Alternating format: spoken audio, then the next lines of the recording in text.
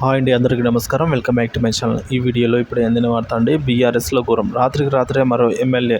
ఆ వివరాలన్నీ కూడా ఈ వీడియో ద్వారా తెలుసుకుందాము. వీడియోని ఎక్కడైనా స్కిప్ చేయకుండా ఎండ్ వరకు చూడండి, అప్పుడే పూర్తి ఇన్ఫర్మేషన్ అర్థమవుతుంది. అలాగే వీడియోకి అయితే ఒక లైక్ చేయండి ఫ్రెండ్స్. ఇక ఆలస్యం చేయకుండా వీడియోలోకి అయితే వెళ్ళిపోదాం.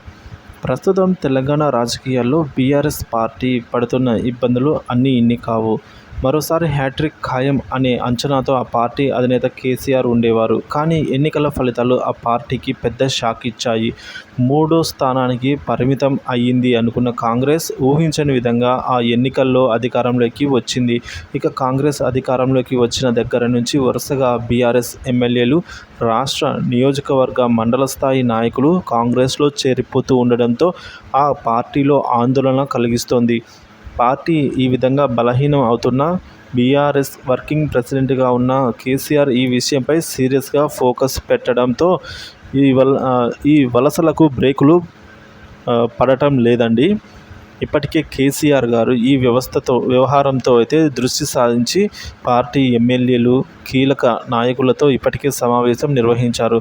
ఎవరు తొందరపడి పార్టీని మారవద్దు అని, కాంగ్రెస్ ప్రభుత్వం ఎంతో కాలం ఉండదని, మళ్ళీ బీఆర్ఎస్ పాలన వస్తుంది అంటూ భరోసా నింపే ప్రయత్నం కేసీఆర్ గారు చేస్తున్నారు. కానీ పార్టీ వర్కింగ్ ప్రెసిడెంట్ హోదాలో ఉన్న కేటీఆర్ మాత్రం ఈ విషయంపై సీరియస్గా దృష్టి పెట్టడం లేదనే విమర్శలు వ్యక్తమవుతున్నాయండి.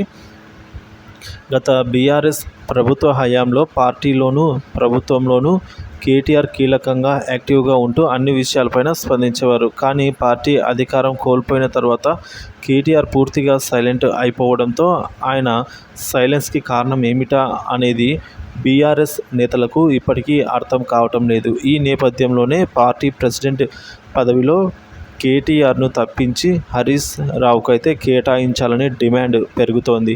ఇప్పుడు పార్టీ కష్టకాలంలో ఉండడంతో హరీష్ రావు ఒక్కరే హోదాలో పార్టీకి పునర్వైభవం తీసుకురాగలరనే నమ్మకంతో బీఆర్ఎస్ నేతలు ఉన్నట్లున్నారు.